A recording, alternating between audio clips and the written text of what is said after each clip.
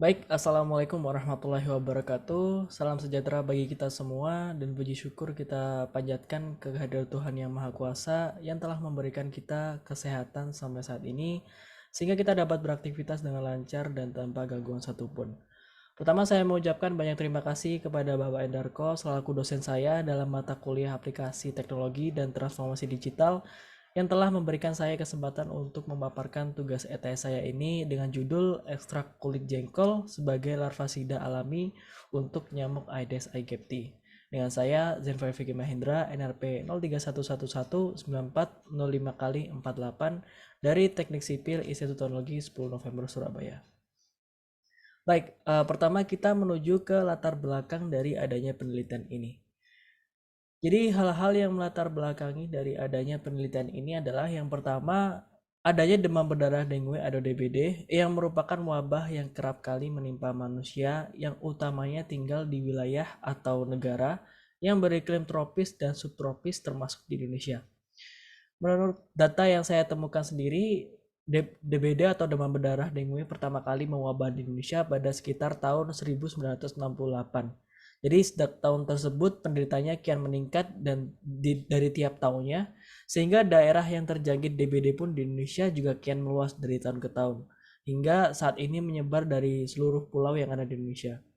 Lalu yang kedua, data pada tahun 2020 menyebutkan bahwa sejak tahun 2010, Indonesia menduduki urutan kasus tertinggi untuk wabah demam berdarah dengue atau DBD di ASEAN dengan total 100.921 kasus pada Januari sampai Oktober 2019. Hal ini mengalami peningkatan drastis dari tahun sebelumnya, yaitu di tahun 2018 yang jumlah totalnya hanya sebanyak 65.602 kasus. Sehingga peningkatan yang terjadi hampir 100 kali dari tahun lalu di tahun 2018.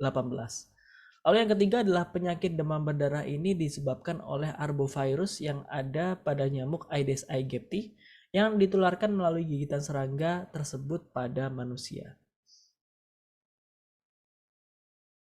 Lalu untuk latar belakang yang lain yaitu pembatasan nyamuk dengan larvasida sintetik dapat berakibat buruk bagi kesehatan manusia. Hal ini disebabkan residu bahan kimia yang tertinggal di lingkungan dapat merasuk ke lingkungan-lingkungan yang ada di manusia. Hal tersebut dapat masuk ke dalam tubuh manusia lewat makanan yang dimakan yang diambil di sekitarnya. Mungkin bisa tomat yang ditanam di kebun atau lain-lain itu juga bisa terkandung larvasida dari bahan kimia yang sintetik ini. Lalu selanjutnya berdasarkan hasil penelitian, kulit jengkol yang biasa menjadi limbah organik di pasar-pasar itu mengandung beberapa kandungan yang sangat berguna antara lain alkaloid, flavonoid, tanin, saponin, dan polifenol yang dapat menurunkan aktivitas enzim pencernaan dan penyerapan makanan bila dikonsumsi oleh serangga nyamuk. Lalu yang terakhir, kulit jengkol ini dapat dimanfaatkan sebagai alternatif pembuatan larvasida alami untuk membasmi populasi nyamuk khususnya nyamuk Aedes aegypti.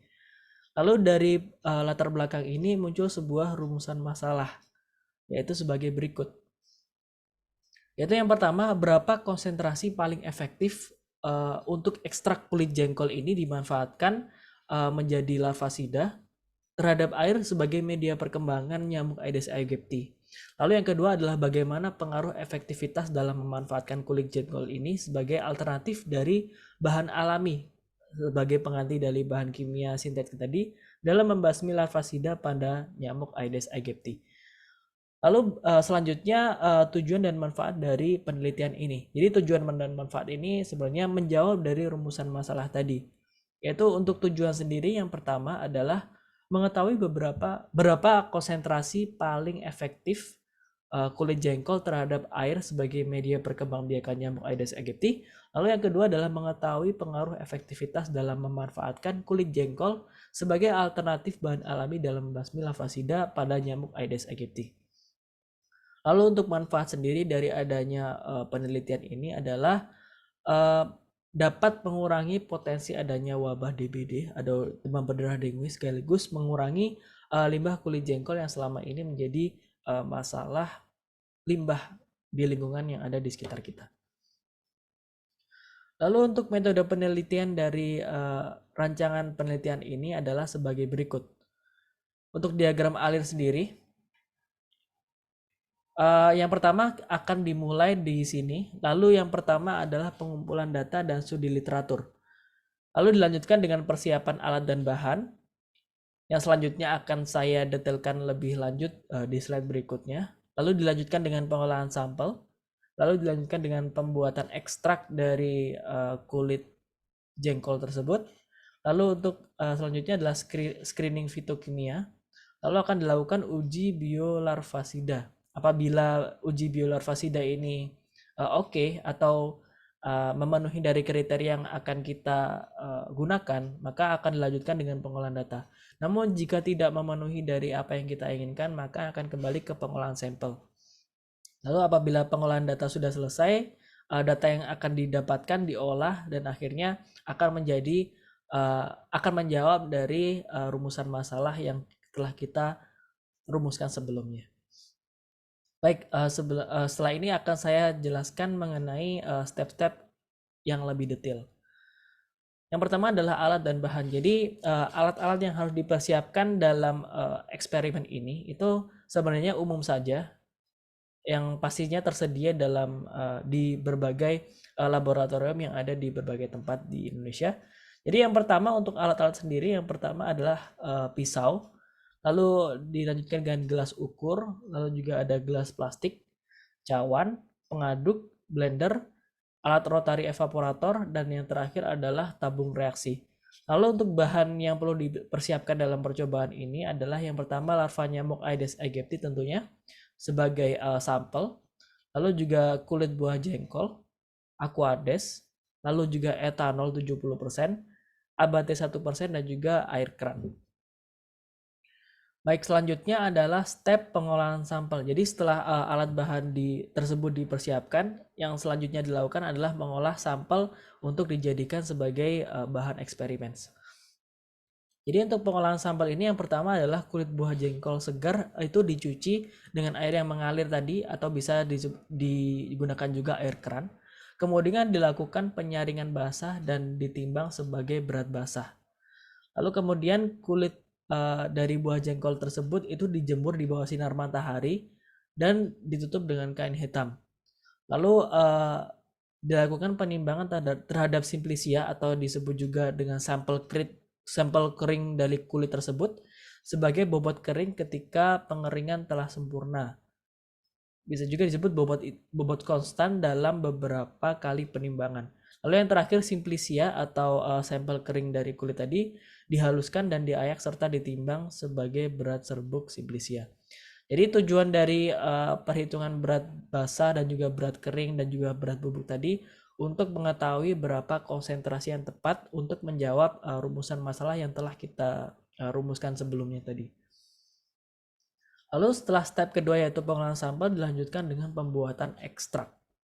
Jadi untuk pembuatan ekstrak ini diawali dengan kita mengambil sebanyak satu bagian dari serbuk simplicia yang telah kita ciptakan atau buat sebelumnya, ditambahkan dengan 4 bagian etanol 70% yang telah kita siapkan sebelumnya, lalu campuran kemudian dimaserasi selama 3 hari. Dilanjutkan dengan campuran yang telah dimaserasi kemudian disaring dengan corong Buchner.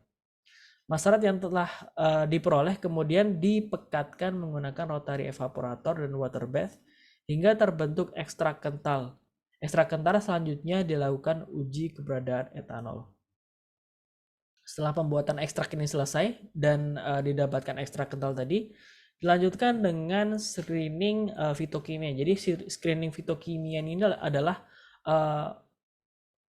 pengujian ya, atau bisa juga dengan pencarian di mana kita mencari kandungan yang ada di ekstrak tadi apakah sudah memenuhi dengan apa yang kita minta atau tidak. Jadi untuk yang kita cari di screening fitokimia ini ada empat bahan atau 4 hal, yaitu yang pertama flavonoid, saponin, tanin, dan triterpenoid yang ada di ekstrak yang telah kita buat sebelumnya. Lalu setelah screening fitokimia dianggap sudah memenuhi standar yang kita terapkan, dilanjutkan dengan uji biolarvasida. Jadi uji biolarvasida adalah sebuah uji yang diterapkan pada larva-larva nyamuk Aedes aegypti untuk mencari tahu apakah obat atau ekstrak yang telah kita buat ini sudah dapat membunuh larva nyamuk atau belum, sehingga dapat dimanfaatkan atau tidak. Jadi untuk uji biolarvasida ini yang pertama adalah dilakukan terhadap 6 kelompok yang terdiri dari larutan ekstrak kulit ari buah jengkol dengan konsentrasi 10%, 30%, 50% yang dibagi dari 6 kelompok itu. Lalu juga dilakukan kontrol positif Termefos 1% dan kontrol negatif air kran dan kontrol negatif Aquades. Lalu yang kedua adalah tiap kelompok kemudian dimasukkan larva Aedes aegypti sebanyak 20 ekor. Yang ketiga, tiap kelompok dilakukan pengulangan sebanyak 3 kali, dan yang terakhir, jumlah larva yang mati dihitung setelah melakukan pengamatan selama 24 jam. Lalu setelah uji biolarvasida ini selesai, yang terakhir adalah pengolahan data. Jadi di tahap pengolahan data ini adalah apabila kita sudah menemukan hasil yang sudah sesuai, akan dilakukan uji pengolahan data, yang mana pengolahan data ini dapat menjawab dari rumusan masalah yang telah kita rumuskan sebelumnya, dan juga dapat dilakukan penulisan laporan untuk eksperimen yang telah kita lakukan. Yang terakhir, kesimpulan dari adanya eksperimen ini adalah sebagai berikut. Jadi kulit jengkol sebagai larvasida untuk membasmi wabah demam berdarah atau DBD diharapkan dapat menjadi solusi alternatif dalam menggantikan insektisida atau larvasida kimia sintetik, dan juga sebagai solusi permasalahan limbah kulit jengkol yang ada di lingkungan. Dari penelitian ini diharapkan dapat dikembangkan lebih lanjut mengenai pemanfaatan kulit jengkol untuk membasmi larva, terutama larva nyamuk, agar hasil yang diberikan lebih baik dan juga lebih efektif. Yang terakhir, terima kasih atas perhatiannya dari penelitian saya. Semoga penelitian ini dapat segera diterapkan dan juga dapat segera diimplementasikan sehingga dapat bermanfaat bagi masyarakat dan juga dapat mengurangi limbah yang ada di lingkungan, dan sedikit-sedikit dapat memperbaiki kesehatan yang ada di masyarakat. Terima kasih, saya Vicky Mahendra, NRP 048 Teknik Sipil. Assalamualaikum warahmatullahi wabarakatuh.